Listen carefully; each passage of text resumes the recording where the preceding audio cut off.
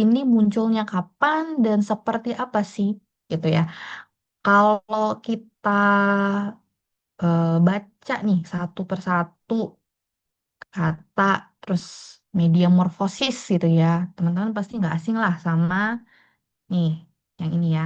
Kita pakai analogi seperti ini dulu aja. Kalau teman-teman lihat di gambar ini adalah metamorfosis ya disebutnya. Kalau teman-teman masih ingat dulu zaman sekolah, kita di apa namanya diberikan materi oleh guru gitu, bahwasanya siklus makhluk makhluk hidup terutama untuk kupu-kupu itu seperti ini. Berasal dari ini ya, awal mulanya dari telur, dari kemudian ke larva, berkembang lagi menjadi pupa, kemudian menjadi kupu-kupu. Nih, polanya gini ya. Jadi kalau melihat gambar ini kan seperti siklus teman-teman ya. Siklus untuk menjadi kupu-kupu secantik ini ya digambar, apalagi aslinya ya. Saya nggak tahu nih, kalau saya udah jarang lihat kupu-kupu ya. Mungkin di tempat tinggal kalian semua mungkin masih melihat kupu-kupu. Jujur saya udah nggak pernah lihat kupu-kupu lagi ya. Tapi yang kita tahu yang terekam di otak kita, kupu-kupu tuh bagus banget ya, warna, bentuk gitu kan. Nah, untuk bisa secantik ini ya, eh, apa namanya ada sayapnya kayak gini gitu ya. Kemudian ada apa nih namanya saya nggak tahu ya, antena-antena ya, antena di kepala atau apa gitu ya namanya. Em, Kayak ini bentuknya gitu ya. Kemudian gambar ini juga hampir sama. Eh, Mungkin hanya berbeda warna, mungkin ada jenis-jenis dan lain sebagainya. Kalau lihat siklus ini kan berarti berasal dari telur dulu ya. Siklus dia berkembang biak, kemudian berubah menjadi larva, kemudian em, pupa alias kepompong ya. Nah, kalau dilihat siklus ini kan apa ya berputar ya, berulang terus menerus. Kalau misalnya ada kupu-kupu, kita lihat berarti prosesnya dia dia kayak gini dari telur dulu, kemudian ke larva, ada kepompong, kemudian lahirlah kupu-kupu. Nah, jadi filosofi mediamorfosis itu hampir sama dengan filosofi ini, metamorfosis pada makhluk hidup. Jadi ada perkembangan, ada perubahan dari yang em, cikal bakal ya, dari awal hingga menjadi sebuah tahap yang indah gitu ya, seperti alurnya metamorfosis kupu-kupu. Oke, sudah terbayang ya analogi dari gambar berikut? Oke, nah coba tadi analoginya dituangkan ke dalam slide berikut. Terlihat ya, ada perubahan kalau kalian sadari. Kalau dulu masih zaman konvensional, itu orang em, belajar berbahasa, tulis menulis ya, bahasa dan tulisan zaman dulu. Kalau masih ingat public speaking, ada retorika. Kenapa ada public speaking? Kenapa bisa orang mampu untuk berbicara, bernegosiasi, persuasif, gitu ya? Kenapa ada media cetak dulu? Surat kabar ya, kalau kalau kita bilangnya tuh surat kabar lah, koran. Kalau media cetak tuh adalah segala sesuatu tulisan yang dicetak, itu namanya media cetak. Nah, pada zaman revolusi industri satu, dua, tiga ya, itu masih primadona nih media cetak. Primadona sekali.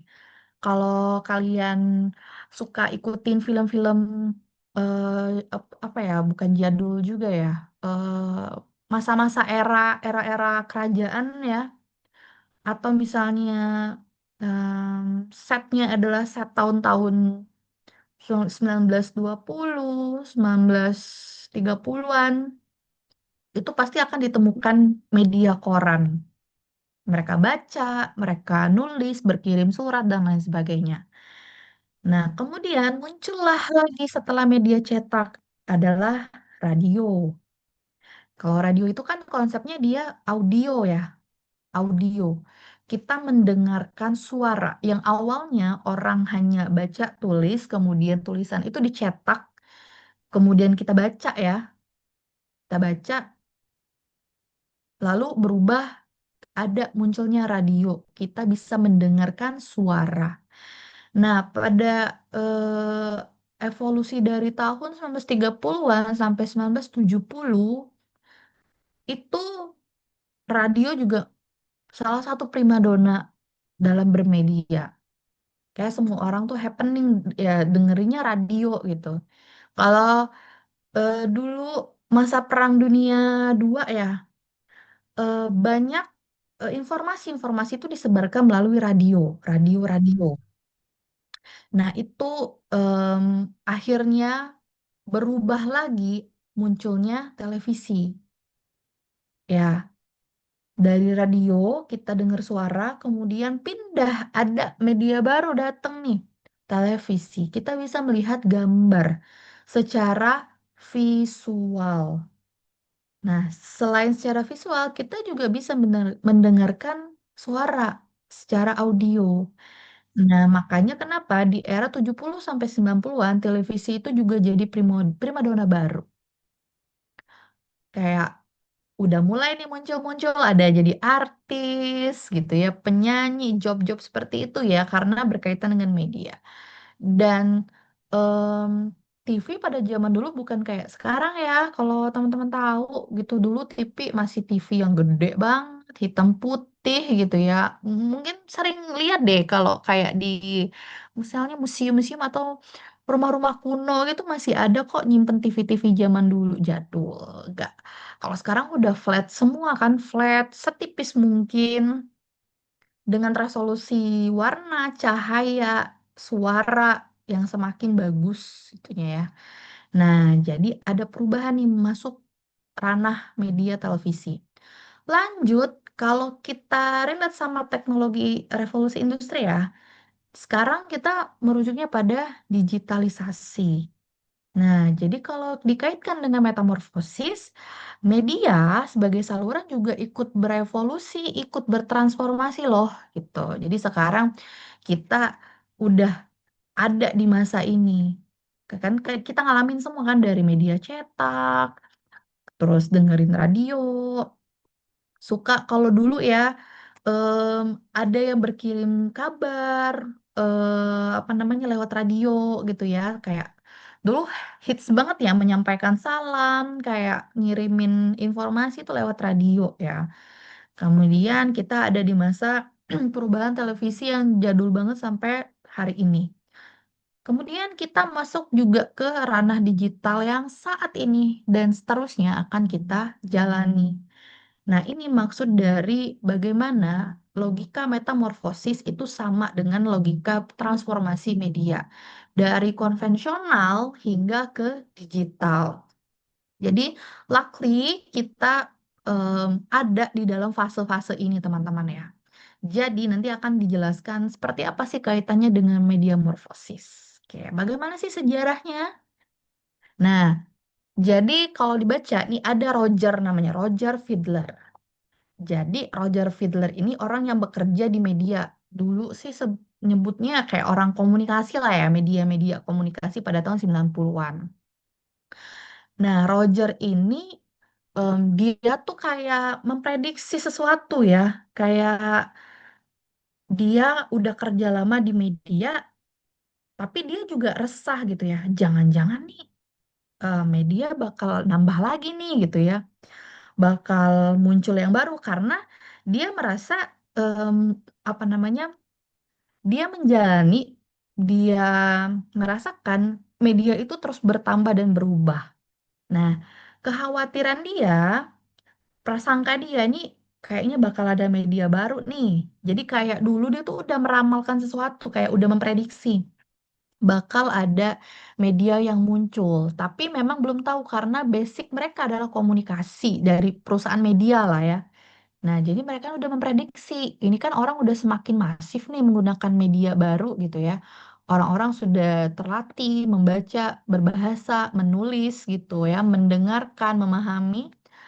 Nah, dia meramalkan bahwasanya pasti ada hadir teknologi baru di masa-masa berikutnya. Dan sekarang prediksi itu menjadi kenyataan. Prediksi itu menjadi kenyataan, gitu ya. Jadi kalau dulu ya mungkin pada tahun 90-an Roger ini mungkin dibilang ngayal kali ya. Ngayal gitu. Kalau zaman kita sekarang ngayal, ngayal, ngayal aja deh gitu kan.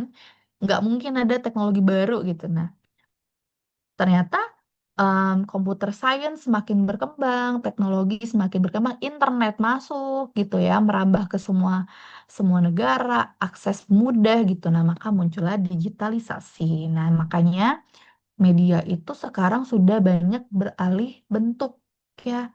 Kalau misalnya dulu televisi itu em, nggak kepikiran ya kalau sebenarnya mereka bisa update juga di YouTube misalnya. Kayak anggaplah program TV apa ya? Misalnya Tonight Show deh. Tonight Show nih, kalian nontonnya real time di net pada saat itu. Ternyata untuk dia align dengan dunia saat ini, digitalisasi, mereka juga menguploadnya ke YouTube. Jadi bisa dinikmati oleh audiensnya kapan aja. Karena kalau di televisi itu kan nggak bisa rewind ya, nggak bisa kita ulang-ulang. Karena dia sifatnya real time, up up to date gitu ya, faktual. Nah, dengan adanya konsep media morfosis dan digitalisasi sekarang, televisi juga udah mulai coba bertahan dan beradaptasi gitu ya. Bagaimana mereka memanfaatkan em, apa ya, kayak multimedia saat ini ya. Itulah contoh dari konsep media morfosis. Oke, kita masuk ke definisinya.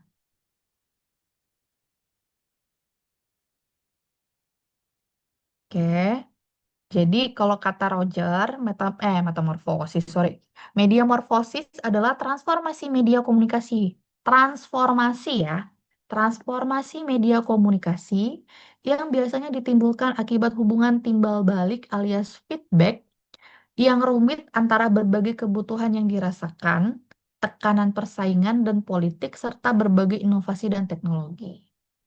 Jadi dia mengkonsepkan sebuah rancangan yang bernama media morfosis, gitu ya.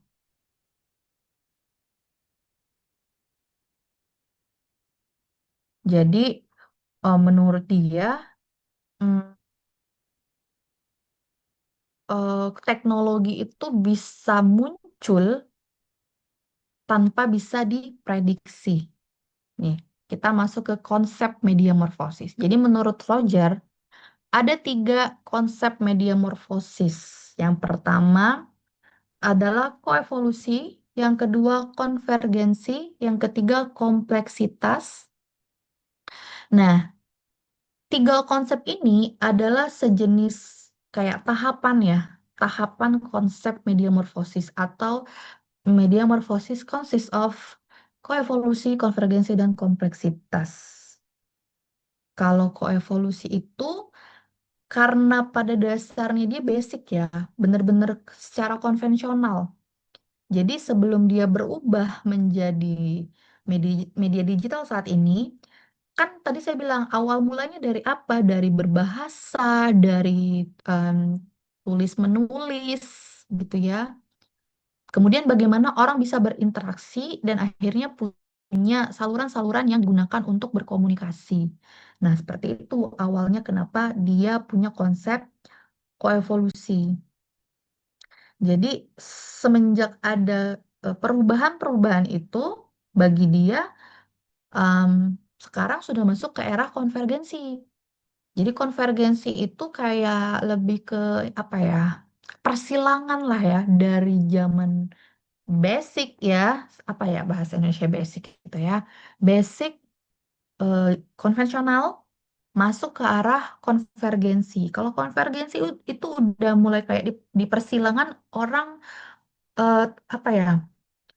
Ada perubahan di situ ya. konvergensi media tuh udah mulai diperhitungkan di sini.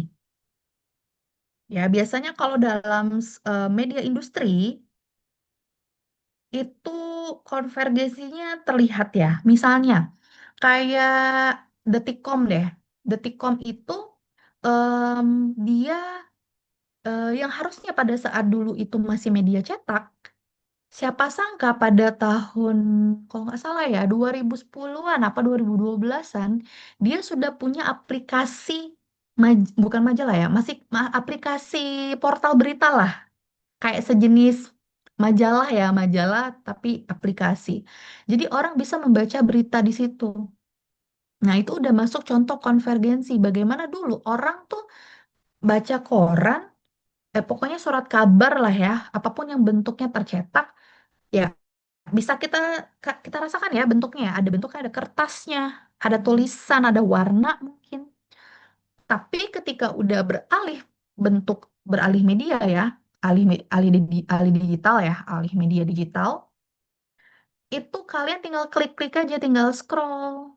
Oh, Detik Food ada, Detik Travel ada, Detik Bisnis, itu semuanya ada.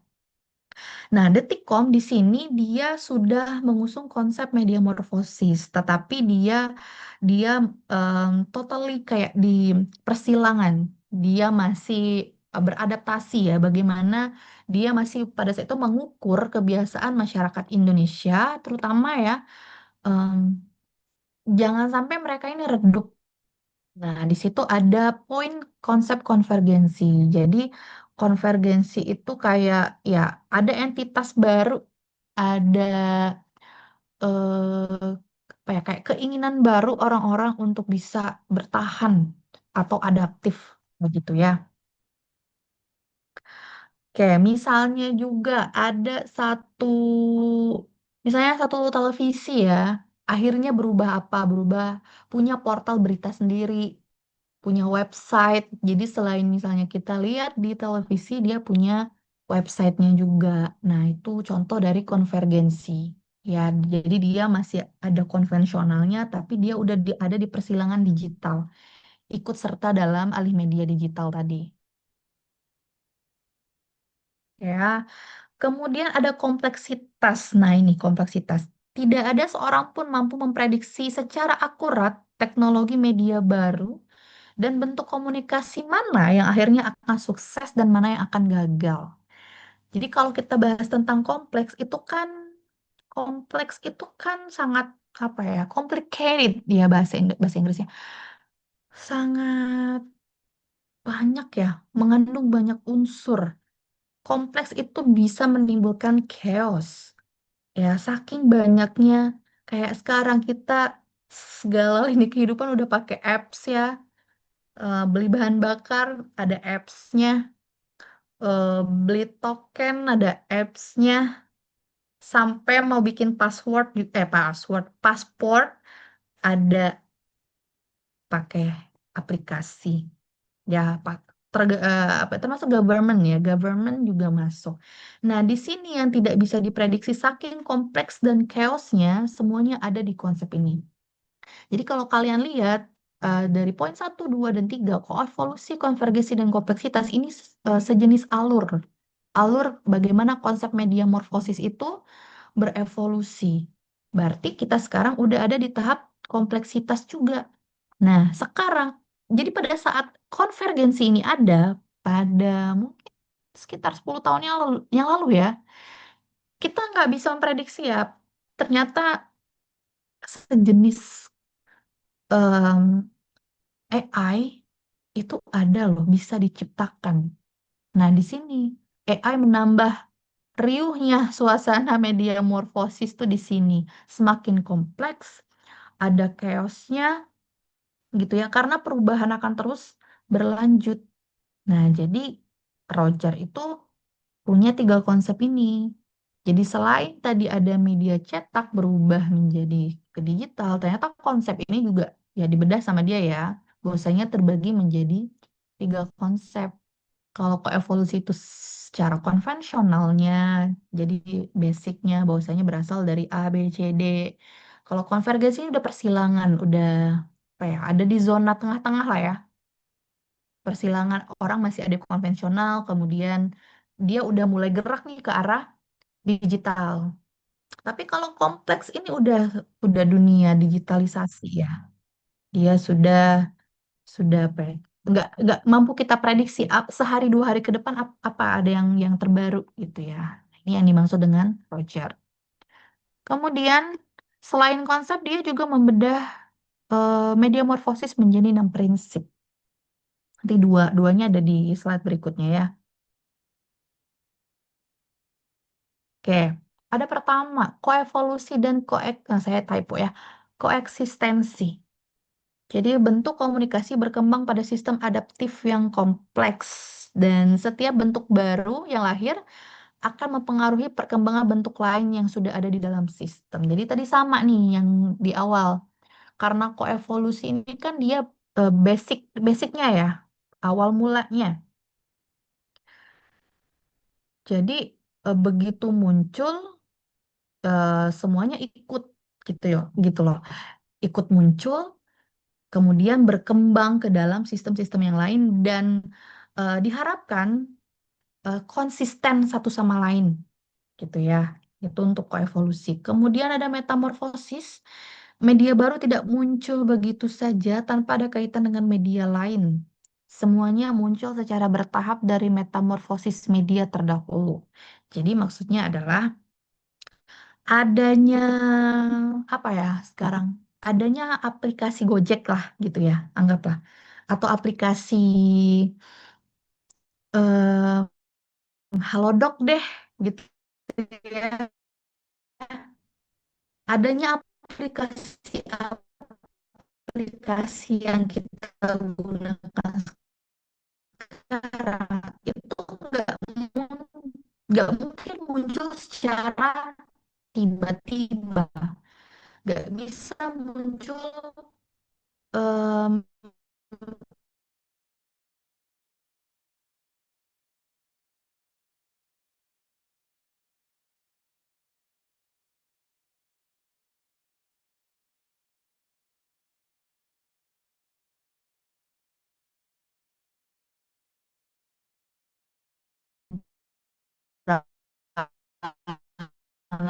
berawal dari cetak orang membaca, menulis, muncul radio orang mendengar gitu ya. Dari mendengar orang memvisualkan itu gitu, muncullah televisi. Yang awalnya misalnya dari televisi itu ada transisi, ada pula penciptaan komputer ya. Kemudian sampailah adanya audio, ada cetak, media tercetak, ada visual, audio visual, kemudian muncul muncul nih internet tuh ya, muncul internet, perkembangan komputer sudah semakin masif, maka itulah yang membentuk media digital saat ini. Nah, itu maksudnya media baru nggak muncul gitu aja tanpa kaitan dengan media lain. Jadi nggak mungkin kan tiba-tiba AI ini ada kalau misalkan nggak ada basic di bawahnya, nggak ada hal-hal konvensional yang membentuk dia harus seperti apa. Tuh ya, kemudian ada pewarisan. Pewarisan ini tuh kayak misalnya nggak mungkin satu media itu tidak punya ciri khas gitu. Bentuk media komunikasi yang baru sedikit banyak akan memiliki beberapa sifat yang sama dari media komunikasi terdahulu.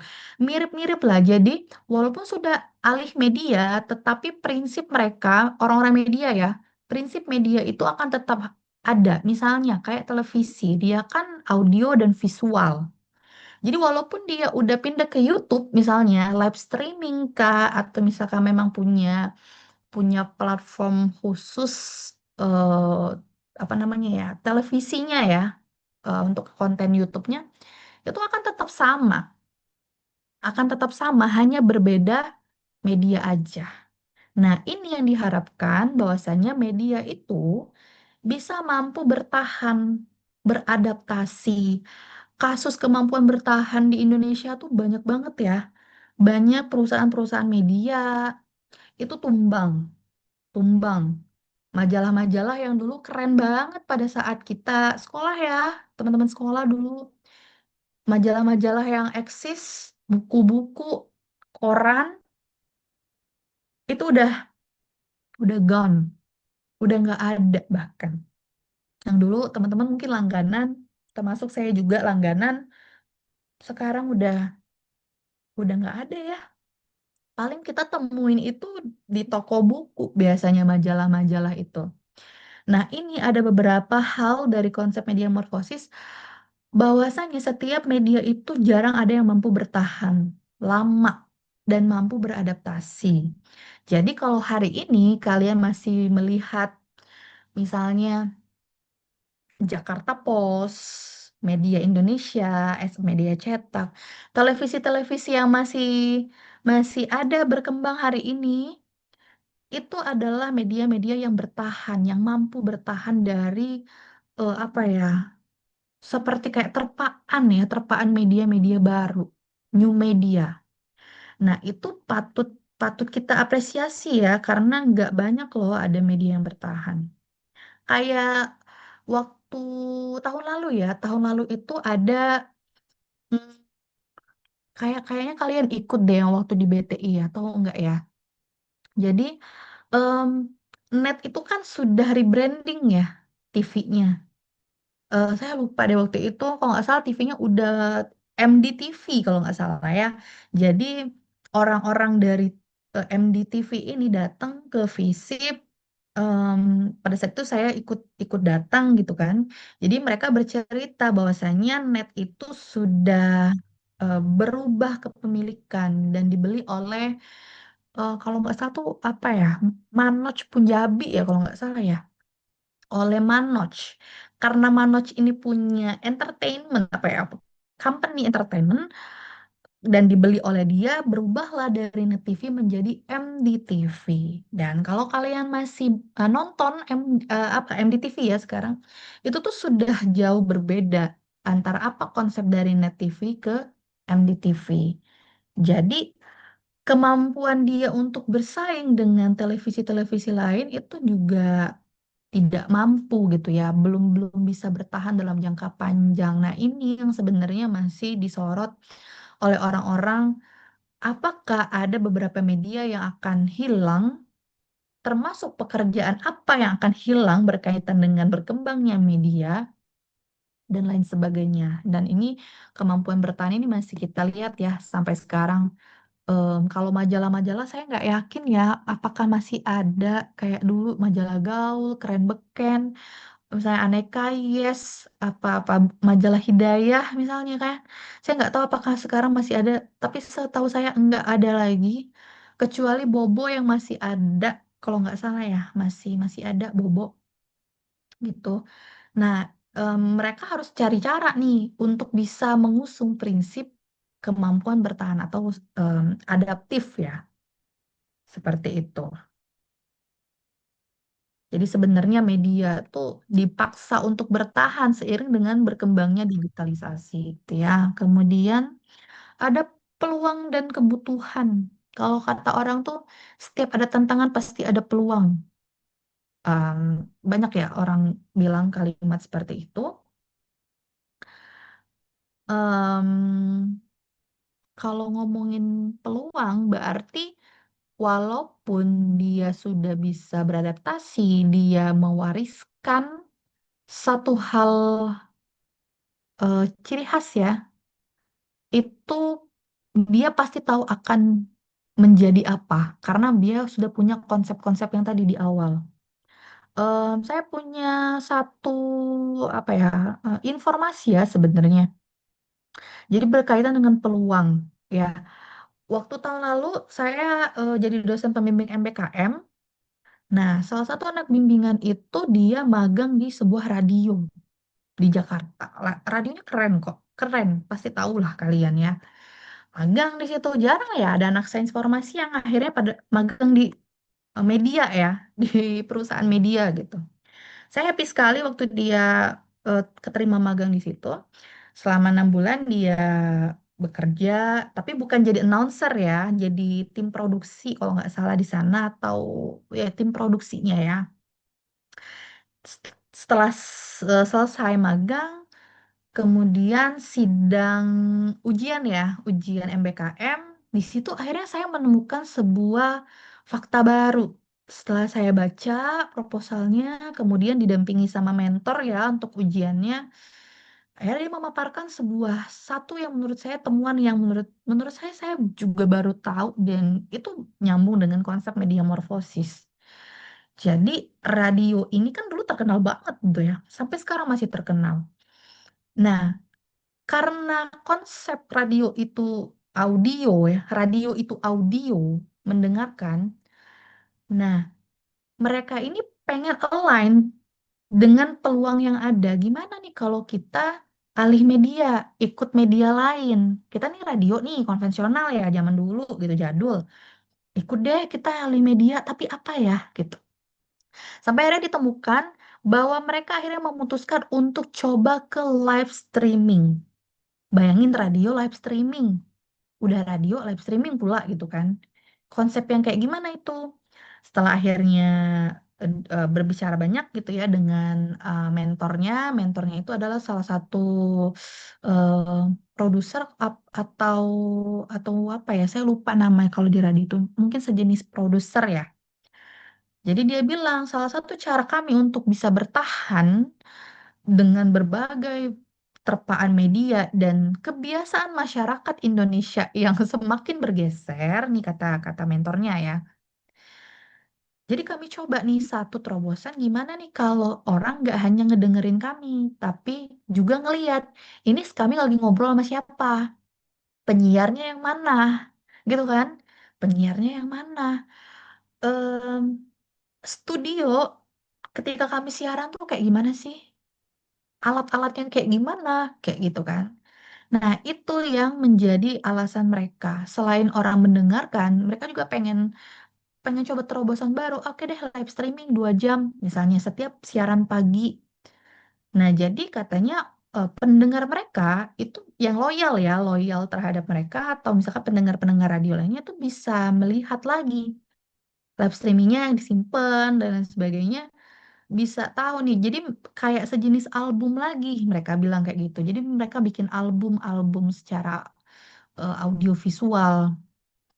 Dan itu bagus ya. Nggak banyak orang yang mau berubah dari yang memang orang taunya konsep radio adalah suara, akhirnya berubah ikut juga. Tapi so far mereka masih live streaming.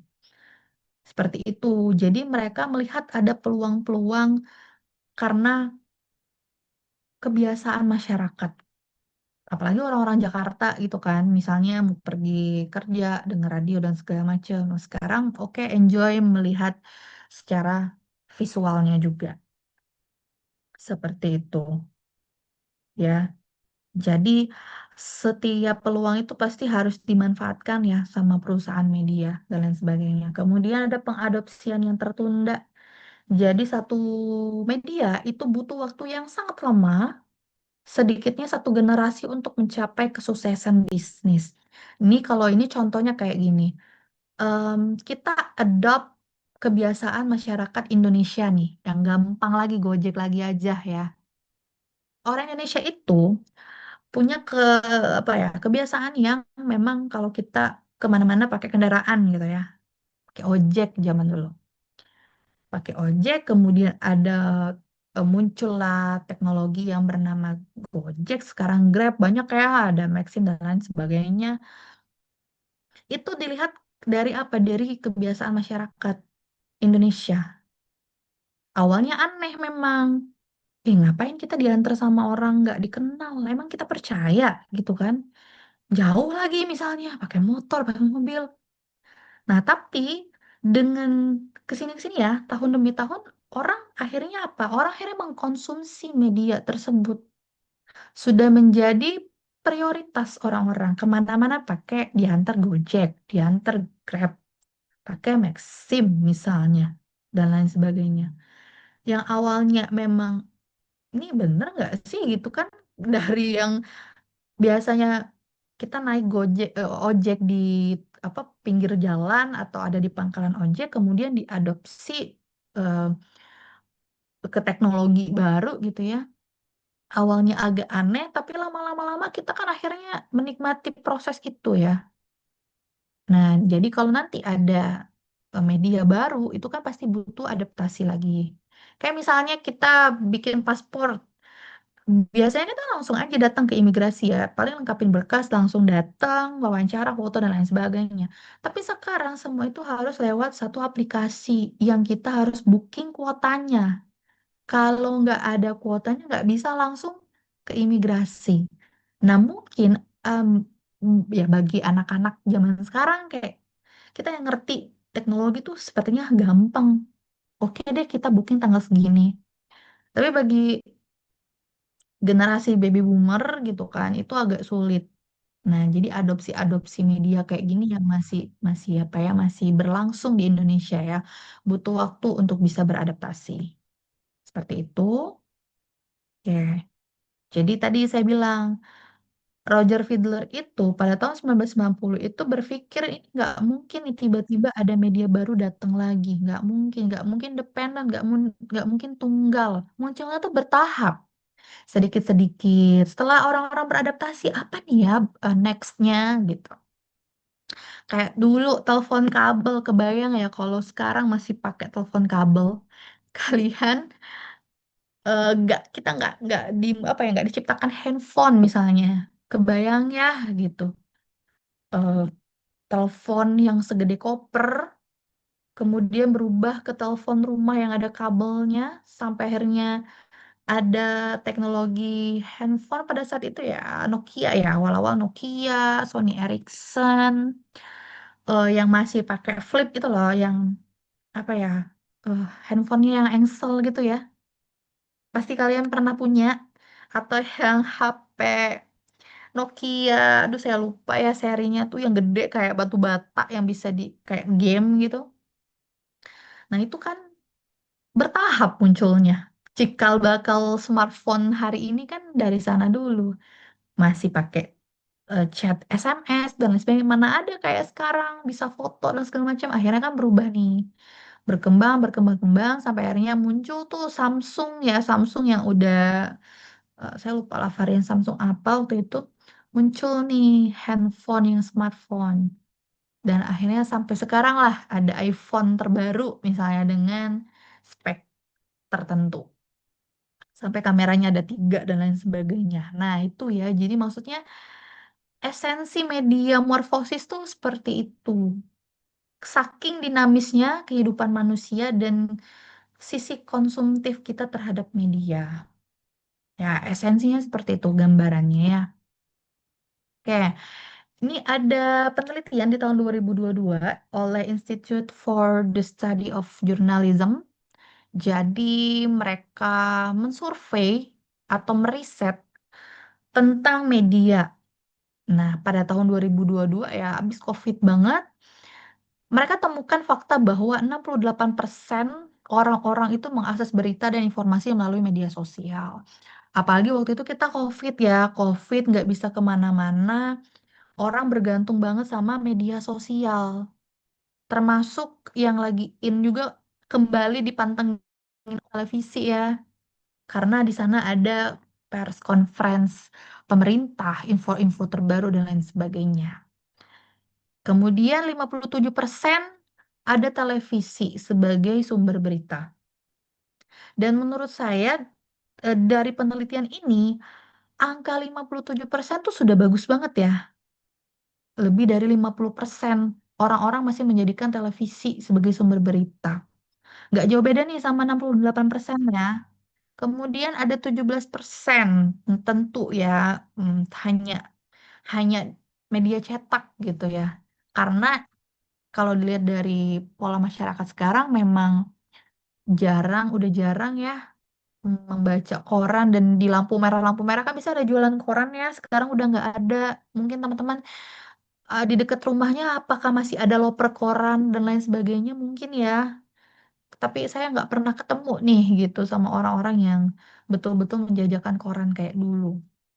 Tadi saya bilang kalau misalkan kita cari majalah ya hanya di toko gitu, nggak ada lagi tuh yang di pinggir-pinggir jalan jualan majalah, jualan koran dan lain sebagainya. Tapi masih ada. Nah, saya sempat berapa kali misalnya dinas gitu ya, misalkan ada acara gitu di hotel, saya sangat senang sekali karena di beberapa hotel itu punya lobby yang isinya majalah dan buku. Gak banyak ada apa ya tempat-tempat seperti itu menyediakan bahan bacaan. Dan itu kebanyakan ada Jakarta Post, masih ada media Indonesia, koran-koran lokal Indonesia tuh masih banyak. Tapi sekarang udah di tempat-tempat tertentu ya. Jadi kalau teman-teman nanti misalnya liburan, holiday, lebaran nih kemana, itu kalau nemuin di lobby ada satu kayak rak ya, koran atau majalah itu bagus banget loh sebenarnya. Yang udah jarang banget, susah kita temuin ya. Nah, pada saat itu hasil penelitiannya menjelaskan bahwa ya memang orang udah akses informasi pakai handphone, ya kan? Jadi dengan adanya media digital, ya habit masyarakat menjadi berubah. Apalagi ada pandemi COVID dan lain sebagainya, ya. Coba kita bandingkan dengan pertemuan minggu lalu nih. Nih ya, kalau kalian cek-cek We Are Social, itu kalian bisa tahu tuh grafik dari tahun ke tahun ya, khusus Indonesia. Ada yang worldwide juga ada. Tapi karena kita tinggal di Indo, coba kita lihat yang Indo. Nah, kalian bisa lihat tuh di setiap media itu kayak gimana grafiknya ya, worldwide juga kayak gitu. Nah, kalau kita bandingkan dengan penelitian tahun 2022 tadi, nih, iya, apa namanya, riset terakhir kan 2025 ya, karena 2026 baru baru baru sekarang 3 bulanan gitu. Jadi nanti Desember mungkin kita udah tahu hasil surveinya. Jadi bisa dilihat nih, persentasenya ikut berubah ya. Coba dilihat. Pertama, sosial media 97,8%. Almost 100%. Ya. Kemudian ada internet mobile phone, ada TV masih ya, oke. Bagus gitu ya. Kemudian ada podcast, TV streaming, dan ada radio di paling bawah. Ini menarik ya. Kalau teman-teman lihat ini menarik menurut saya. Dan persentasenya itu lebih dari 50%. Tadi saya bilang yang di penelitian sebelumnya nih ya, nih 57% tuh udah oke banget. Apalagi radio ya. Nih, oke banget loh, masih ada 50%-an orang yang mendengarkan radio sebagai misalnya penunjang aktivitasnya, saking loyalnya gitu ya, dia jiwanya radio banget misalnya gitu. Nah, kalau kita bandingkan persentasenya jauh banget, udah setengahnya nih, ya. Tapi harus kita akui, ya karena habit masyarakat sudah berubah tadi, media morfosis tadi muncul dalam kehidupan kita, gitu ya. Nanti kita tunggu di tahun 2026 di Desember nanti seperti apa hasil dari biar sosial ya. Tapi kalau kalian mau lihat dari tahun-tahun ke belakang, itu terlihat banget kok perbedaannya semakin ke sini. Siapa tahu di 2026 ya, nggak 97,8% lagi, tapi 100% misalnya. Itu bisa. Siapa tahu ya. Oke, itu perbedaan dari risetnya. Oke, kita masuk ke transformasi masyarakat digital. Coba silakan eh, lihat antara dua kalimat ini. Kalau ada yang tahu silakan coba on mic atau tuliskan di kolom chat ya. Seperti apa sih maksud dari dua pernyataan ini?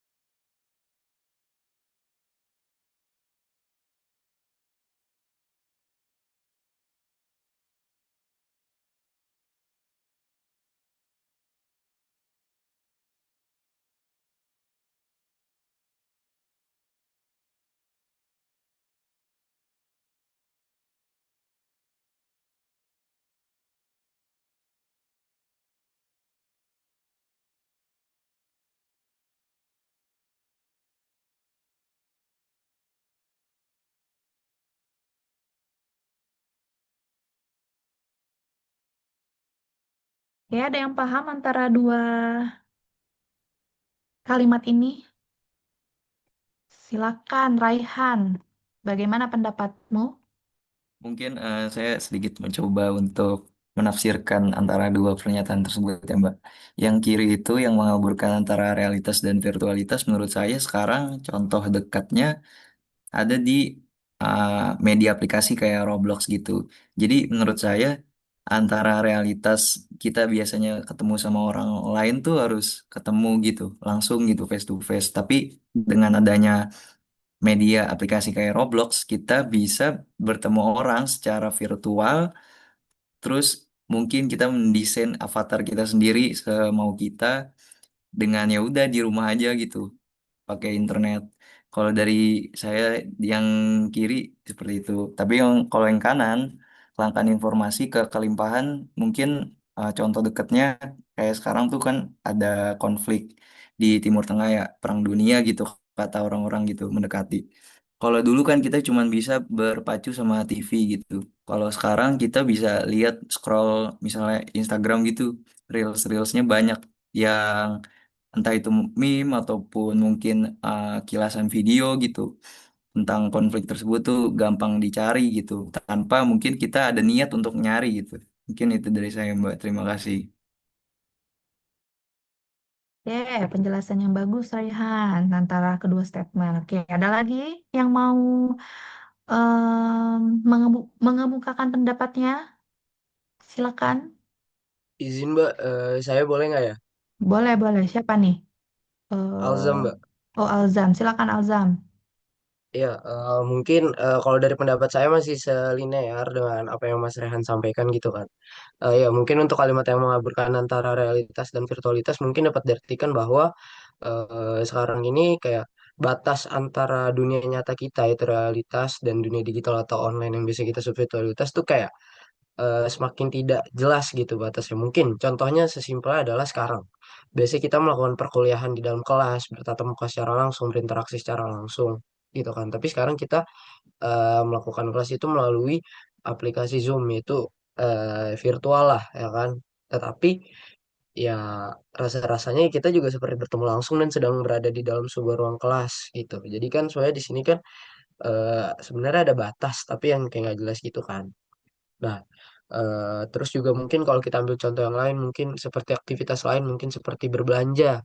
Misalkan dulu kalau kita mau nyari barang terus berinteraksi langsung dengan para penjualnya, mungkin kita ke Tanah Abang atau ke toko-toko baju lain gitu kan. Tapi sekarang kita bisa membeli barang tersebut tuh lewat aplikasi-aplikasi online seperti Shopee, Lazada atau yang sejenisnya gitu kan. Jadi terdapat beberapa aktivitas sorry bukan aktivitas interaksi-interaksi yang sebelumnya dilakukan secara real, secara nyata gitu bertemu secara langsung, tetapi kayak makin ke sini karena kemudahan teknologi yang semakin berkembang juga, jadi semua itu bisa dilakukan secara online, secara virtual dari rumah gitu. Jadi kita nggak perlu repot kemana-mana.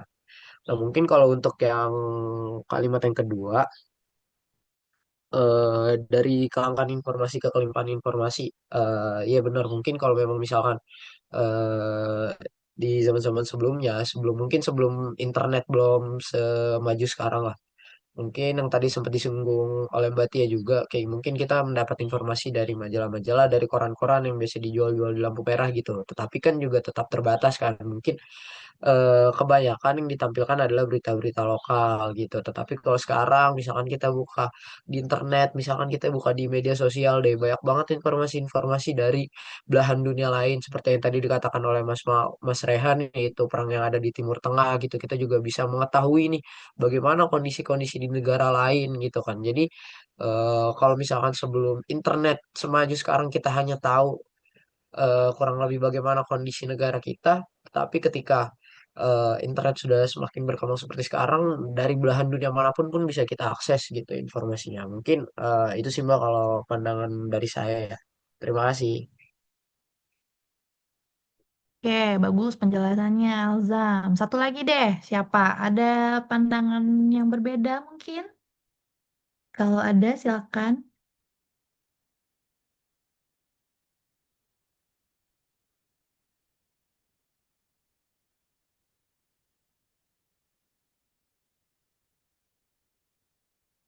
Ada nggak? Ya, nanti kita diskusi di slide berikutnya ya. Oke, transformasi masyarakat digital. Di sini udah jelas ya kalimatnya. Jadi kalau kalian pahami, yang berevolusi itu nggak hanya media doang. Kita juga, kita nih masyarakat ini, kita juga berevolusi. Berevolusinya ya berkaitan dengan saluran-saluran media yang kita konsumsi. Ya dulu tadi Raihan dan Alzam bilang, dari media-media zaman dulu gitu ya kita konsumsinya. Nah, sekarang kita udah berubah nih cara konsumsinya. Apa yang kita konsumsi juga beda.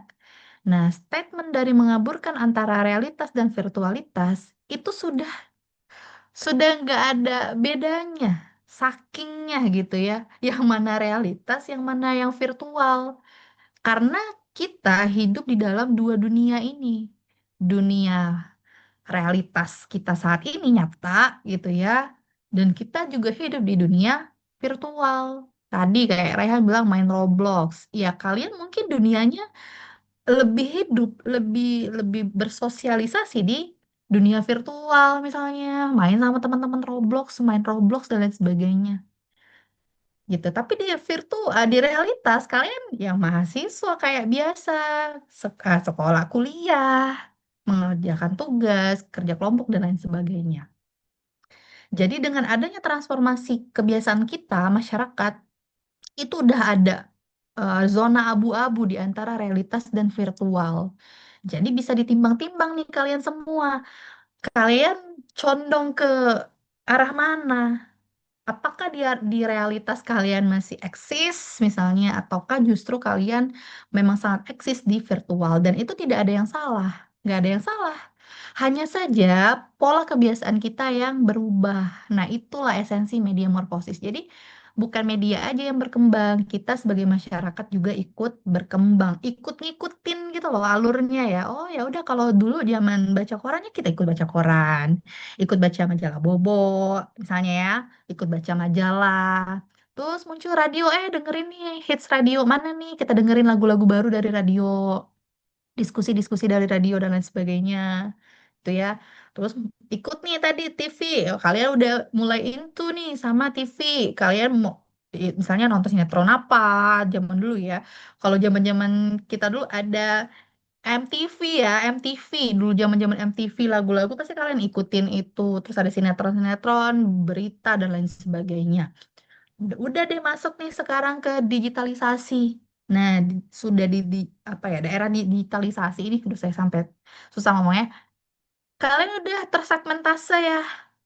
Ada yang ke A, yang ke B, ke C, ke D ya.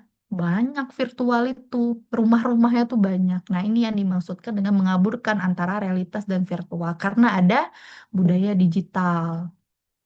Kemudian dari kelangkaan informasi ke kelimpahan. Kelangkaan itu kan berarti langka. Langka itu jarang ada, ya. Jarang ada, jarang terlihat, jarang ditemukan. Nah, tadi Elza udah jelasin juga kalau kelangkaan informasi itu ya dulu sangat terbatas informasinya, betul. Dulu kita kan taunya informasi dari koran, dari TV. Dan dilihat juga dulu maksud kelangkaan informasi itu ya kita hidup di tahun berapa sih pada saat itu gitu ya. Yang di mana ya informasi itu nggak sekompleks sekarang. Nah, dari yang dulu kita mengandalkan informasi hanya kita membaca dan menonton berita, coba sekarang ke kelimpahan informasi. Kelimpahan itu kan banyak ya.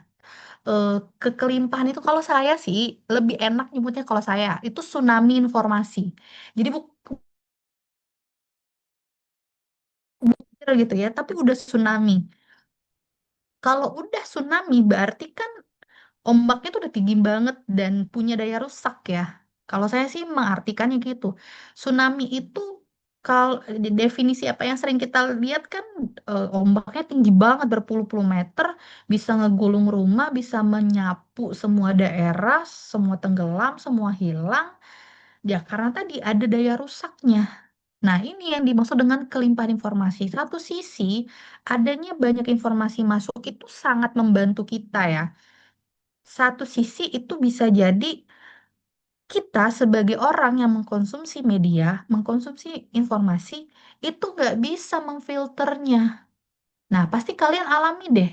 Sekarang kita nggak tahu nih video yang lagi perang itu beneran real time atau bukan, atau video perang-perang yang lain misalnya, atau itu bagian dari film, foto, misalnya foto em, tempat yang sudah hancur. Apakah betul itu di daerah tertentu, ataukah justru itu di daerah lain gitu kan? Meskipun ada alat yang tools yang bisa kita cari tahu ya ini AI atau bukan, misalnya ada caranya gitu ya. Tapi kan itu juga bagian kecil aja gitu untuk membantu kita. Lagi-lagi sebagai masyarakat yang mengkonsumsi media, kita harus bisa double check, nggak hanya satu dua kali, tiga kali. Itu memang butuh effort. Cuman itu kan yang menjadi guide kita sementara saat ini ya. Kalau kita pengen informasi yang sangat faktual, faktual ya, faktual, itu ya memang kita harus mencari tahu lebih banyak, punya effort yang lebih banyak untuk mencari tahu ini benar atau salah sih. Ini video kapan? Ya memang harusnya kayak gitu, karena kita belum punya satu tools yang betul-betul diciptakan untuk memfilter itu semua. Nah, tadi saya bilang, untuk transformasi masyarakat digital, emang dari kitanya sebagai masyarakat yang mengkonsumsi, bagaimana kita tadi, apakah kita hidup benar-benar ada di realitas atau di virtual, atau justru memang itu adalah hal yang baik, termasuk dengan statement yang di kanan, kelangkaan informasi ke kekelimpahan. Banyak banget informasi yang datang kan, saking banyaknya saya kalian nggak tahu yang mana yang benar misalnya. Kayak ke waktu itu yang hits awal tahun penangkapan Presiden Venezuela, emang betul dia ditangkap gitu kan? Kok bisa? Nah itu kan saking banyaknya informasi yang datang. Betul nggak? Fake nggak? AI bukan ya gitu. Apa betul dia diborgol? Kayak gitu gitu kan. Nah setelah misalnya kalian cari tahu, oh ternyata benar gitu. Nah, dulu mana kita tahu ada informasi dari luar negeri itu kan jarang ya, jarang masuk ke kita, paling lewat berita-berita televisi dan koran. Tapi kalau sekarang kalian lihat di daerah mana aja konflik apa yang terjadi, di other side world gitu kan, lagi heboh apa gitu kan. Nah, itu. Nah, jadi dua statement ini yang sebenarnya ada yang sedang kita jalani saat ini. Sekarang tinggal, karena media itu sudah tersedia, ya. Media morfosis sudah jalan, sudah ada, tinggal sekarang kita sebagai masyarakat yang mengkonsumsi yang harus bisa memfilter. Ini maksud dari transformasi masyarakat digital. Oke, kita lanjut. Nih, coba kalian lihat gambar berikut. Seperti apa sih gambarnya? Ini gambar tiga dimensi ya. Coba kalian perhatikan dulu. Ada apa di sana? Kok ada tanda panah? Gitu kan? Coba kalian coba analisis dulu deh nanti. Coba kita diskusi ya. Kalau udah ada yang paham atau ada yang mau menjelaskan tuh boleh, silakan.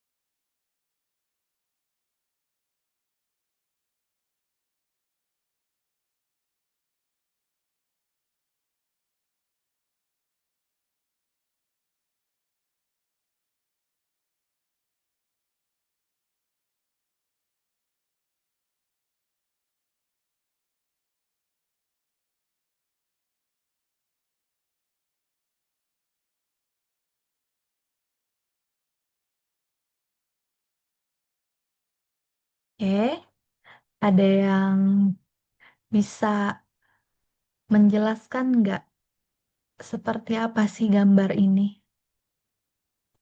Kalau tadi kan kita ada dua statement ya. Kalau sekarang kita coba bedah berdasarkan gambar. Ada yang bisa menjelaskannya?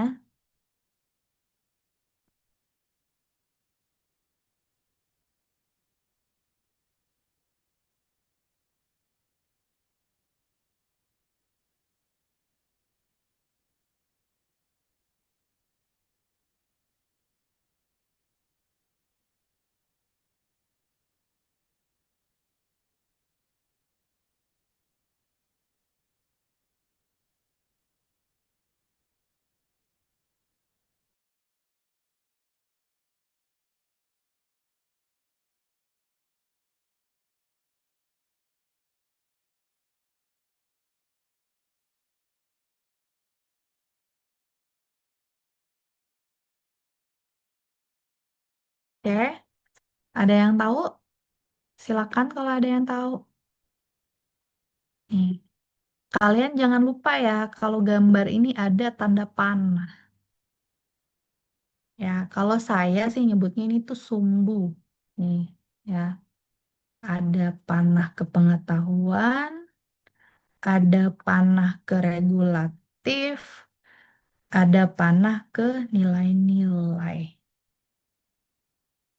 Yang kayak kita pelajari di knowledge management, masih inget nggak? Semester lalu. Nah, eh, kalian harus lihat sumbunya dulu. Boleh, nggak apa-apa, lihat ini juga. Tapi jangan lupakan ada sumbunya tadi nih. Nah, sumbu ini berpengaruh terhadap masing-masing elemen-elemen ini. Gitu. Tadi siapa yang raise hand ya? Deswita ya, boleh silakan Deswita. Kayak Bu, Bagaimana jadi saya menurutmu? izin menjelaskan menurut penafsiran saya. Jadi mungkin itu ada sumbu-sumbunya juga yang tadi Mbak baru bilang. Jadi mungkin ke yang budaya teknologi itu mungkin garisnya ke bawah. Jadi ini tuh sumbu pengetahuan. Jadi mungkin semakin panjang garisnya, mungkin semakin jago kita ini sebagai masyarakat memakai alat, memakai teknologi itu. Dan kotak itu tuh di bawah dasarnya berarti tuh kayak mesin atau gadget yang kita pegang. Itu tuh di pengetahuan. Terus kalau misalkan yang garis ke samping itu yang sosial budaya, yang sumbu regulatif atau mungkin bahasa regulatif itu aturan. Jadi kotak di sisi kanan itu cara kita bergaul, jadi cara kita menggunakan sosial media. Jadi kita nggak sembarangan memakai sosial media, itu pasti ada hukumnya, ada etikanya, ada normanya, biar kita itu nggak sembarangan atau semena-mena ngegunain internet. Terus selanjutnya itu yang di budaya spiritual itu ada garis yang ke atas, itu sumbu nilai. Di kotak sisi kiri itu ada bagiannya itu kayak dalamnya manusia, jadi moral dan keyakinan kita. Dan yang bakal jadi kompas kita nih buat kayak biar nggak asal-asalan kalau kita tuh punya teknologi canggih. Jadi ibaratnya itu teknologi itu kita sebagai manusia itu punya HP canggih, kita tuh tahu cara menggunakannya misalkan cara mengupload sosial media, upload video, upload foto kayak gitu. Nah, di sosial budaya ini kita tuh tahu kalau misalkan kita bermain sosial media itu pasti ada aturan hukumnya. Apalagi kalau misalkan kita nyebarin fitnah lah atau cyberbullying atau nyebar berita bohong itu bisa kena undang-undang ITE. Terus kalau yang spiritual kita pastinya punya nilai kejujuran. Jadi kita karena kita jujur kita punya nilai spiritual kita nggak mungkin nyebarin hoax atau ngejudge orang lewat sosial media itu karena itu nggak etis secara moral. Jadi intinya masyarakat digital yang ideal itu tuh isi kubusnya sumbunya itu penuh, jadi bisa pinter ngatur teknologi, bisa tahu aturannya, terus kita masih bisa eh, ngerti moralnya apa. Mungkin itu Mbak menurut pengertian saya. Oke, terima kasih Deswita, penjelasannya bagus sekali. Ada lagi yang mau menambahkan teman-teman? Menurut penafsirannya, selain Deswita, silakan.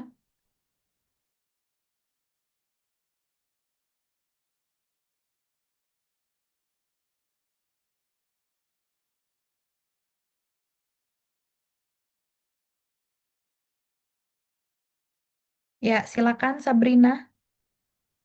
Iya Mbak, kalau menurut pemahaman saya pribadi dari gambar ini itu menjelaskan tentang tiga budaya masyarakat digital ini. Nah, dari tiga budaya itu ada budaya spiritual, sosial budaya, dan budaya teknologi. Nah, untuk sumbu-sumbunya tadi itu adalah aspek atau faktor yang membentuk dari budaya itu Mbak. Kayak sebagai contoh, dari budaya spiritual itu ada aspek pengetahuan dan nilai-nilai. Itu kayak dua aspek ini yang membentuk budaya spiritual itu sendiri. Contohnya mungkin kayak agama atau ideologi gitu. Nah, terus kalau untuk sosial budaya itu aspek yang membentuknya adalah nilai-nilai dan regulatif.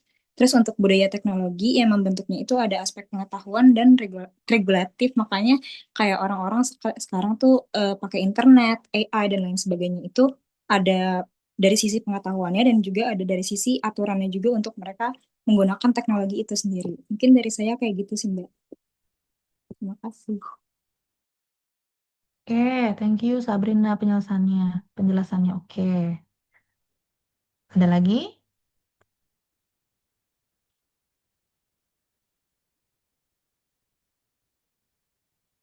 Ya, oke, kita mulai aja ya. Nanti kita diskusi lagi.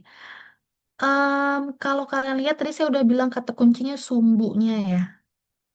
Jadi kayak gini, contohnya. Misalnya budaya teknologi. Di sini ada ya. Nih, kan ini tiga dimensi ya. Budaya teknologi. Di sini sumbunya ada pengetahuan dan regulatif. Nih, sekarang budaya teknologi ini kan udah kita anut ya sebagai budaya masyarakat digital nih. Kita nih lagi pakai teknologi gitu loh, lagi menjalani, udah masuk, udah mengkonsumsi. Tadi kaitannya apa? Kalau pengetahuan tadi Deswita bilang, ya semakin banyak pengetahuan mungkin akan banyak media-media baru yang kita ciptakan gitu ya. Jadi diciptakan sebagai tujuan untuk mempermudah kehidupan kita lah ya, mempermudah hidup kita, kebutuhan kita semakin semakin gampang lah ya. Kayak sekarang em, saya sangat terbantu dengan adanya Astro misalnya. Astro ya, mungkin teman-teman pernah juga gunain Astro. Kan kita males banget kadang ya mau misalnya belanja ke market, bukan hanya Alfa Indo ya, tapi kayak ke supermarket gitu, belanja. Atau misalnya kadang kita nggak punya waktu, tapi kita harus beli sesuatu, kebutuhan ya. Dan dengan adanya layanan Astro ini, itu kan bikin apa ya? Kita belanja tuh ya udah kita lihat dari aplikasi, kemudian dianterin cepet gitu ya. Nah dulu mana kepikiran belanja lewat kayak gitu ya. Kalau dulu kan kalau kalau ikam ya, kalau ikam tuh oke lah secara e-commerce itu oke. Tapi kan kalau misalkan belanja lauk pauk, bahan pangan misalnya, Astro kan tersedia nih semua sayur mayur, lauk pauk, kebutuhan lain-lain sebagainya itu ada. Nah, itu yang membuat hidup kita lebih mudah dengan adanya pengetahuan. Kalau regulatif, kaitannya tadi teman-teman bilang, regulasi. Regulasi itu aturan ya. Kalau kita bicara tentang regulasi itu pasti aturan hukum. Karena kita manusia yang ada di dalam sebuah negara, kita harus ikutin aturan hukum. Nah, kalau kalian tahu, tahun 2024 ya kalau nggak salah, apa 2025 awal ya, saya lupa. Nanti cari aja video dan beritanya. Pemerintah negara Australia itu sudah punya aturan untuk meminimalisir penggunaan gadget oleh anak-anak sekolah di bawah 16 tahun. Cari deh beritanya. Sudah clear mereka untuk urusan regulasi teknologi. Karena apa? Mereka berangkat dari adanya em, problem ya. Anak-anak muda di Australia, anak-anak sekolah ya ini, anak-anak sekolah nih, bukan anak-anak yang udah lulus segala macam. Anak sekolah itu banyak sekali punya dampak buruk. Banyak yang bunuh diri, punya tadi yang Deswita dan Sabrina bilang ada cyberbullying, hate comment. Jadi dia merasa tidak fit in dengan lingkungannya, melihat branding di media sosial yang sangat wah dan kenapa dia tidak seperti itu bisa bisa apa ya, mengakibatkan banyak sekali mental health issues di Australia. Sehingga langkah pemerintah mereka adalah untuk memfilter bahwasanya anak-anak sekolah itu tidak boleh punya akun media sosial selain untuk sekolah ya, kebutuhan sekolah. Karena ada urgensi seperti itu. Itu udah dicanangkan sama pemerintah Australia. Dan ini sangat bagus gitu ya. Termasuk kemarin kita Komdigi baru baru ya baru merealisasikan itu. Nanti kita lihat nih dalam 3 bulan, 6 bulan atau sampai akhir tahun gimana sih penerapan aturannya ya. Dan itu menurut saya sangat-sangat penting. Selain kita sebagai masyarakat berusaha untuk memfilter sendiri ya informasi yang akan kita ambil gitu kayak tadi yang bilang Rehan sama Alzam. Nah itu, jadi diiringi dengan apa budaya teknologi ini? Ada pengetahuan, semakin tinggi pengetahuan kita, mungkin ada budaya-budaya teknologi baru yang akan kita konsumsi. Dan itu harus diiringi dengan regulasi yang sekarang sudah diatur ya oleh negara. Tuh ya, kita mungkin ya, kita tunggulah gimana ya kelanjutan tentang etika, peraturan, em, cara memfilter gitu ya, apa yang akan dilakukan oleh pemerintah kita gitu ya. Kita lanjut ke budaya spiritual. Ini masih ada kaitannya dengan pengetahuan. Nih, pengetahuan ada nilai-nilai di sini. Nah, tadi Sabrina bilang spiritual, agama gitu ya. Betul. Kalau kita sih masyarakat Indonesia itu lebih kuat ya secara spiritual, secara lahir dan batin, kejiwaan. Karena kita punya agama. Kita berpegang teguh berpedoman sama agama kita masing-masing. Ya, kuat lah gitu.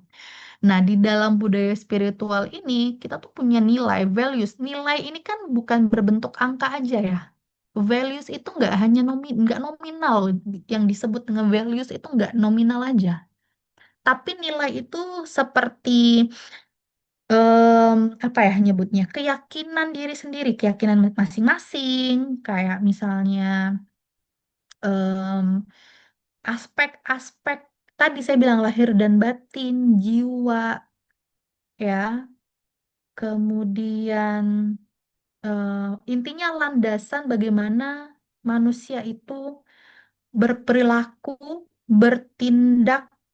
Luckily, kita adalah orang yang ya kita saling menghargai agama di Indonesia ya. Serunya kayak gitu, senangnya kayak gitu. Dan ini juga membangun bagaimana pengetahuan dan nilai itu dibentuk, terbentuk. Jadi menghasilkan budaya spiritual gitu, teman-teman ya. Kemudian kalau kita lihat di sini sosial budaya pasti udah paham lah ya. Nilai-nilai bersama regulasi ini tuh bisa membentuk bagaimana manusia kita berinteraksi. Sosial budaya ya, misalnya mencakup kayak kita berinteraksi sama sesama manusia, sama manusia ya, kayak saya sama kalian berinteraksi. Kita ikut komunitas, kita berorganisasi, termasuk jangan lupa sosial budaya itu ada norma-norma. Di Indonesia karena masih kental ya adat spiritual budaya di sini, itu juga kenapa ada irisan nilai-nilai dengan sosial budaya nih di sini. Nih. Di Indonesia itu sangat kental adat istiadat ya. Ada norma-norma yang tidak tertulis. Makanya di sini ada regulatif. Kalau budaya kaitannya dengan teknologi, regulasinya kan berdasarkan aturan. Iya kan? Aturan yang diatur.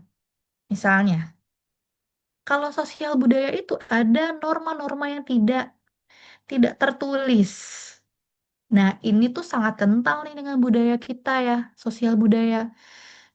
Justru sebenarnya di Indonesia ini kayaknya norma norma sosial itu lebih lebih kenceng ya daripada regulasi yang udah ada. Jadi orang Indonesia itu misalnya dia berbuat jahat sesama manusia. Coba deh kalau kalian lihat postingan-postingan di Instagram, TikTok, X yang misalnya merendahkan orang lain, tidak sopan dan sebagainya itu bener-bener kena head gitu kan. Karena masih menjunjung tadi budaya-budaya kesopanan, etika, moral. Dan di sini norma-norma sosial kayak sanksi sosial itu terkait sekali ya. Jadi di sosial budaya ada dua aturan. Ada aturan secara negara kayak undang-undang, KUHP dan lain sebagainya. Ada juga norma-norma sosial yang setiap adat itu pasti punya norma-norma tersendiri. Setiap kota provinsi itu pasti punya aturan norma tersendiri. Sanksi sosialnya kayak gimana? Kayak misalnya dikucilkan gitu ya.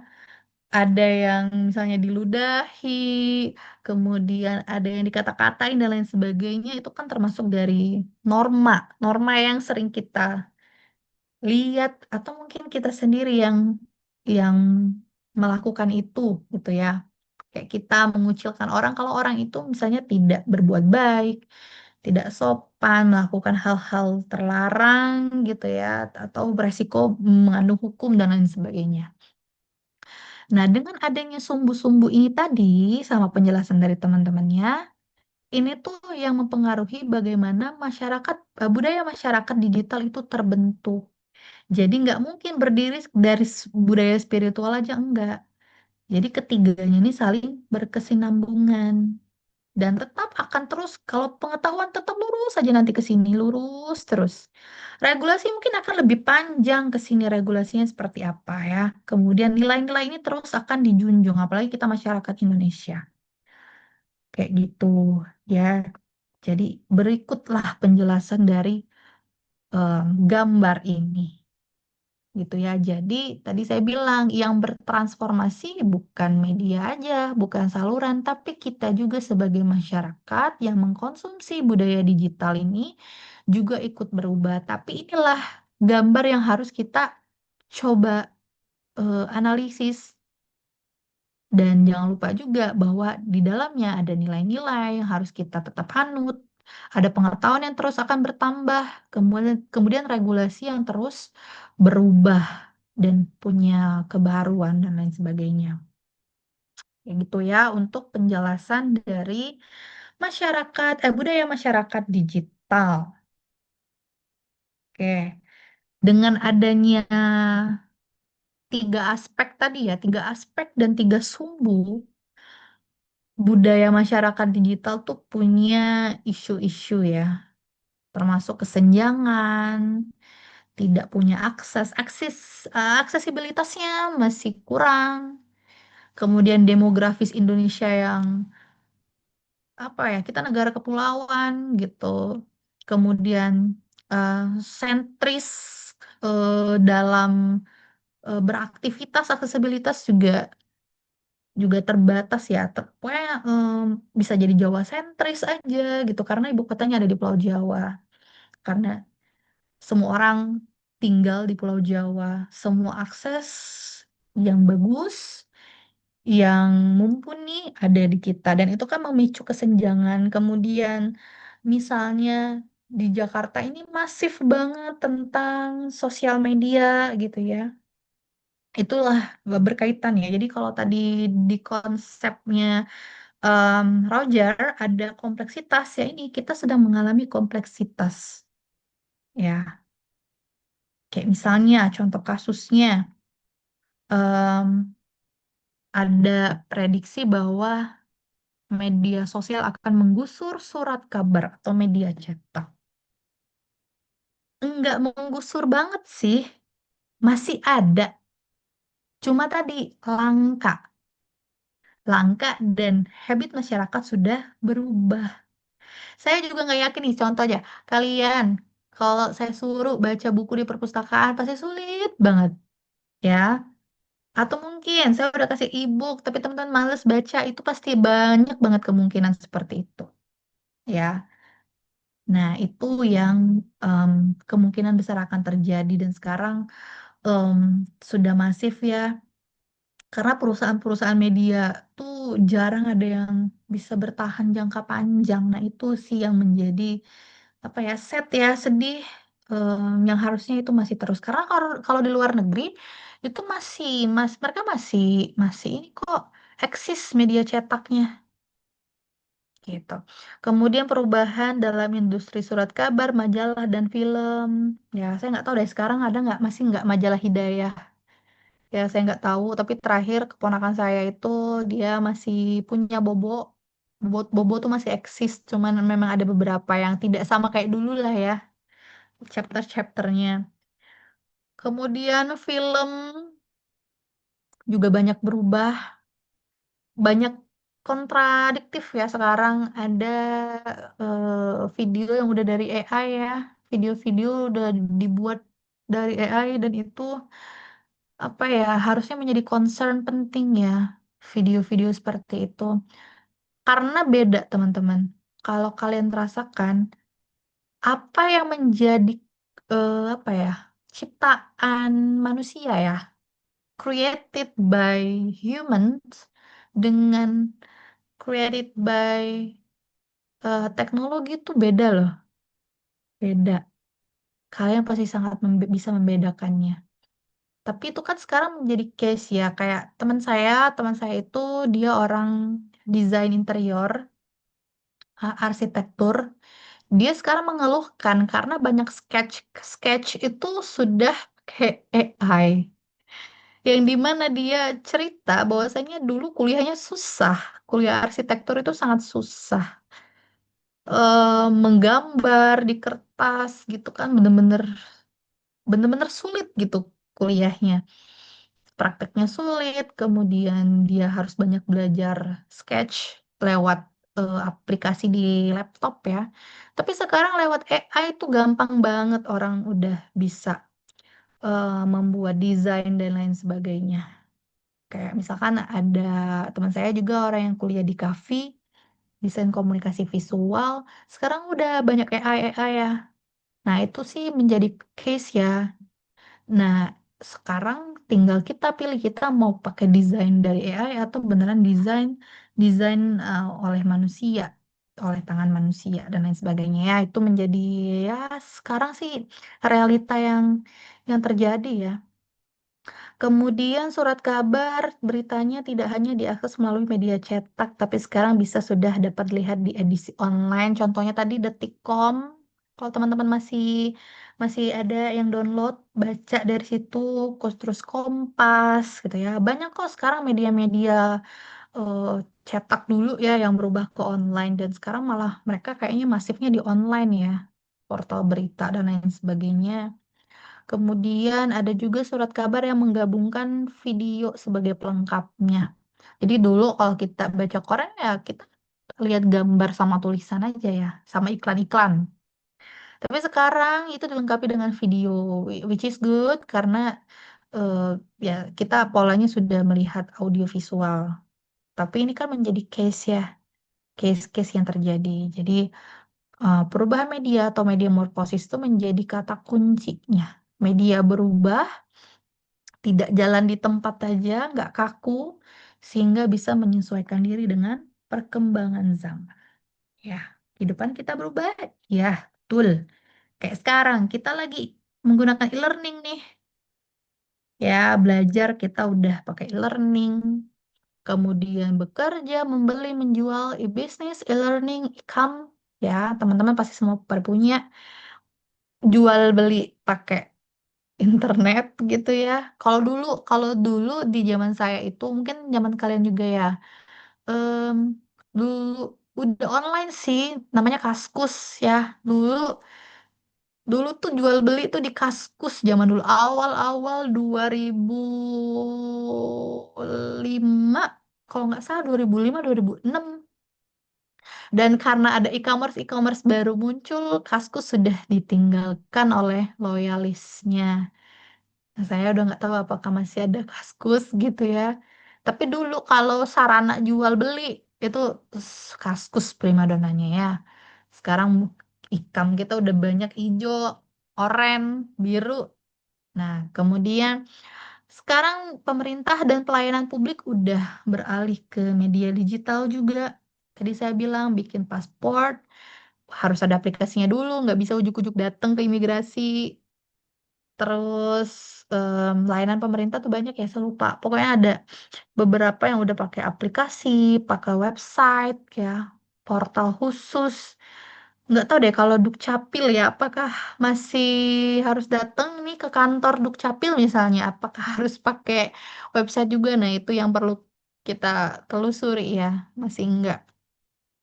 Kemudian akses kesehatan sekarang udah ada apa ya, Halodoc ya, udah membantu kita lah untuk cari obat, nggak perlu capek-capek kalau lagi sakit, nggak bisa ngapa-ngapain, kita cek HP aja terus obatnya datang. Nah, ini salah satu menurut saya ya terobosan yang paling paling oke menurut saya ya, membantu sekali loh ada kayak aplikasi kesehatan kayak gitu. Em, Misalnya kayak temen-temen ngekos sendiri gitu ya lagi sakit, temen lagi nggak bisa nemenin misalnya, terus gimana caranya beli obat gitu ya, konsultasi dengan dokter nggak harus ketemu ke tempat prakteknya gitu, ternyata pakai chat juga bisa, langsung ada obat, langsung beli, langsung dianterin sama sama apa namanya, pakai Gojek misalnya gitu ya. Dulu kalau zaman-zaman konvensional kita kan harus antrean ya ke dokter dulu, zaman dulu hanya untuk misalnya kita diperiksa sakit apa gitu. Tapi sekarang kan misalkan kita kayak batuk, pilek dan lain sebagainya, demam itu kita udah beli di Halodoc aja obatnya. Termasuk ada bisa, kemarin teman saya cerita dia em, konsultasi mental health juga bisa di Halodoc itu. Ya, jadi ya sangat membantu kehidupan kita ya. Kemudian layanan perbankan, pakai banking, pakai apa ya nyebutnya, QRIS, KRIS, KRIS gitu ya. Nah, adanya em, digitalisasi QR ya, QR ya, itu membantu banget ya. Tapi satu sisi memang kita udah jarang pegang tunai. Nah, itu maksud dari media morfosis. Semuanya itu harus beradaptasi, termasuk kita di dunia pendidikan harus bisa beradaptasi. Kita udah bisa pakai Zoom walaupun kita jauh gitu ya, nggak ada di kelas, tapi kita tetap bisa melaksanakan pertemuan. Kemudian teman-teman bisa belanja sambil rebahan, jual sesuatu, misalnya kalian punya produk, misalnya kalian suka masak, suka apa ya, bikin-bikin sesuatu yang lucu-lucu, kemudian dijual, itu kan bisa menghasilkan uang dan lain sebagainya, sambil rebahan gitu kan. Termasuk ini, kalau akses ke pemerintah kayak e-government itu mungkin masih dalam tahap tadi ya, pengadopsian dari yang lama, dan mungkin butuh waktu untuk kita bisa beradaptasi dengan layanan publik. Seperti itu ya.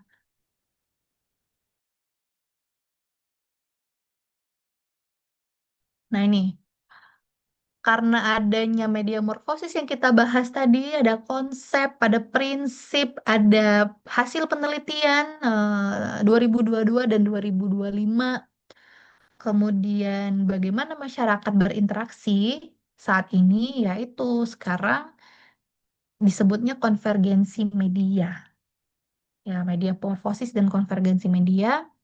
Jadi platform-platform yang saya warnain ini, ya sekarang yang sedang kalian gunakan, ya, atau yang kalian konsumsi.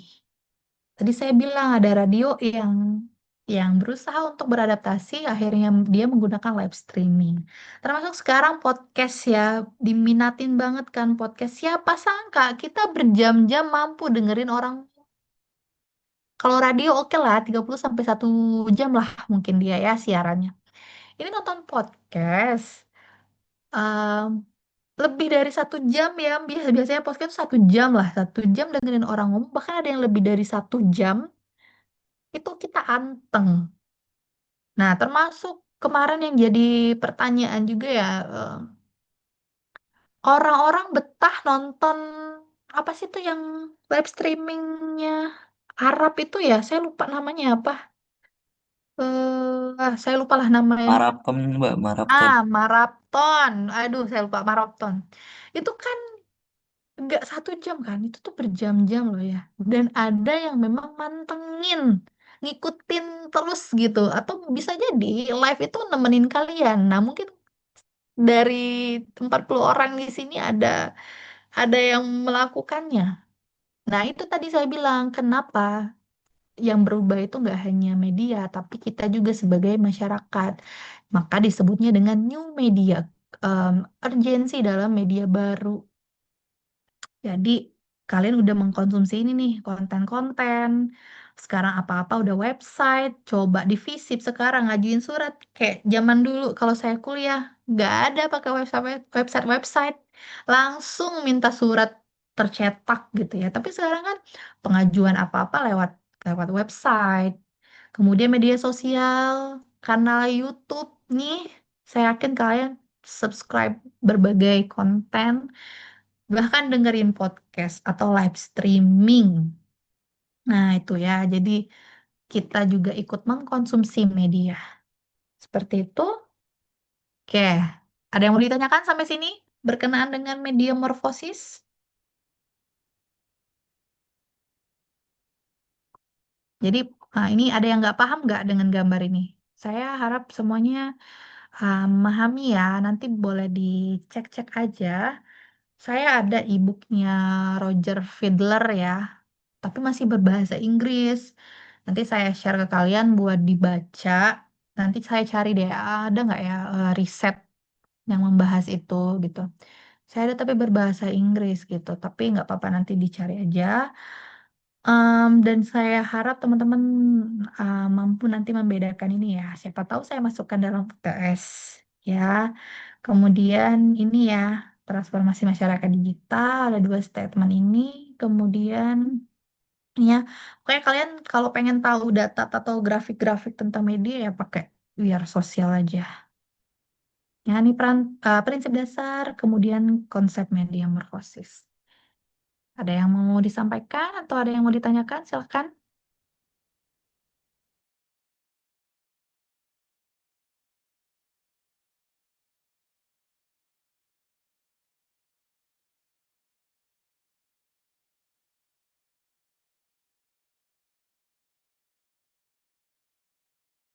Oh iya, saya lupa ya. Nanti ini kan pertemuan terakhir sebelum libur Lebaran ya. Nanti bakal kelas besar di pertemuan, sorry, di tanggal 3 Maret. Kita kuliah lagi di akhir apa April, akhir Maret, tapi kelasnya ada di hari Jumat kalau nggak salah ya, kelas besar. Saya lupa, nanti saya cek lagi Bu Ana yang akan masuk. Nanti Bu Ana akan bahas tentang digital deception, misinformasi, malinformasi di media. Kemudian itu pertemuan 5, pertemuan 6-nya itu tanggal 10 Maret ya. Habis 10 Maret itu pertemuan 7. Minggu ketiga April kita ketemu lagi ya di pertemuan 7. Setelah itu baru UTS. Akhir April itu UTS. Nah, itu ya. Jadi jangan jangan lupa ya teman-teman. Di kelas besar akan ada Bu Ana. Nanti saya akan kasih kontaknya. Tolong dihubungi. Bu Ananya diingatkan. Gitu ya. Oke, ada yang mau ditanya nggak? Atau udah paham ya?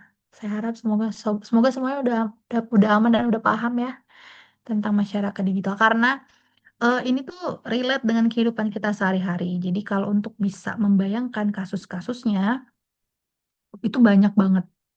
Banyak dan gampang ya sehari-hari. Jadi kita lihat aja di medsos, kebiasaan masyarakat kita udah ke arah mana. Apakah kita tuh orang yang ngikutin arus, ataukah kita memang berusaha untuk coba memfilter. Memfilter tuh apa ya? Em, hmm, apa ya bahasa Indonesia memfilter itu? Menyaring ya, menyaring berita-berita mana yang harus kalian konsumsi dan tidak. Tapi so far ya orang-orang bakal terima dulu aja ya. Tadi kelimpahan informasi, terima dulu aja semuanya. Bener atau salah, nggak deh, nanti dulu deh. Yang penting saya tahu nih informasinya apa. Ada juga yang kayak gitu. Itu tadi saya bilang perlu effort lebih untuk bisa mencari tahu. Nanti deh kita ada di pertemuan, saya lupa ada pertemuan di minggu keberapa ya? nggak tahu 14 atau 15 yang bahas AI. Nanti kita akan praktis di minggu pertemuan AI aja ya. Nanti pas teman-teman presentasi. Oh ya, jangan lupa, karena kan saya udah kasih tugas ke lapangan ya. Nah, diingat-ingat lagi tuh di pertemuan satu, saya udah kasih kasih kalian tugas untuk observasi. Jadi nanti setelah UTS akhir April itu teman-teman udah eh, selesai observasi. Nanti di pertemuan 9 itu teman-teman udah presentasi sesuai dengan materi yang sudah dibagi-bagi gitu ya. Saya mengingatkan siapa tahu lupa. Ya, habis Lebaran mungkin langsung bisa observasi kalau ada kelompok yang sudah dapat tempat. Itu ya. Oke, kalau tidak ada yang mau ditanyakan, sekian ya untuk pertemuan 4 hari ini. Jadi saya harap teman-teman bisa eh, apa namanya memahami ya. Saya lupa nih kelas ini udah ada kelas pengganti belum ya? Saya lupa deh. Udah saya ganti belum kelas temuan 2? Sudah, Mbak. Sudah ya. Oh, berarti bukan kelas A ya, kelas kelas tadi pagi berarti yang belum saya ganti ya. Oke, aman ya berarti ya. Jadi relate 1, 2, 3, dan 4. Oke, mungkin itu aja ya materi hari ini. Saya mengucapkan terima kasih banyak. Mohon maaf lahir batin ya. Selamat Lebaran bagi teman-teman yang merayakan. Nanti kita ketemu lagi di pertemuan 7 ya. Terima kasih teman-teman semua. Silakan jika ingin meninggalkan ruang Zoom. Terima kasih, Mbak. Terima kasih, Mbak.